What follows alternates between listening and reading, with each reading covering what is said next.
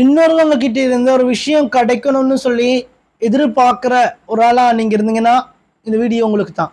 அஸ்ஸலாமு அலைக்கும், நான் உங்க அப்துல்லா பேசுறேன். அப்படி நல்லா இருக்கிறீங்களா? வாழ்க்கையில ஏமாற்றுறதுக்கான காரணம் என்ன தெரியுமா? ஏமாறுறதுக்கான பெரிய காரணம் எதிர்பார்க்கறது.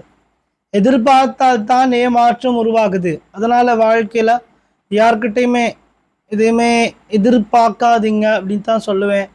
ஏன்னா ஒருவங்க நம்ம கூட இப்படி இருக்கணும் அப்படி இருக்கணும்னு எதிர்பார்ப்போம். அவங்க அப்படி இருக்காம விட்டாங்க அப்படின்னா நம்ம மனசு கஷ்டமான நிலைமைக்கு போகுது.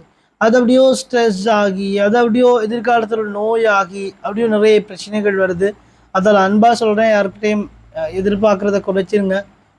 உங்களுக்குன்னு எதிர்க்கோ அது நிச்சயமா கிடைக்கும். அதில் எதிர்பார்க்காதீங்க, சந்தோஷமா இருக்கலாம். இதுக்கு முதல்ல எதிர்பார்க்குற பழக்கம் இருக்கு. யாருக்கிட்டே ஒரு விஷயத்தை எதிர்பார்க்குறீங்கன்னா அப்படியே கொஞ்சம் கொஞ்சமாக விட்டு விலகிட்டீங்கன்னா உங்கள் மனசு ஒரு சந்தோஷமான நிலைமைக்கு போயிடும். ஓகே, இன்னொரு வீடியோவில் சந்திக்கலாம்.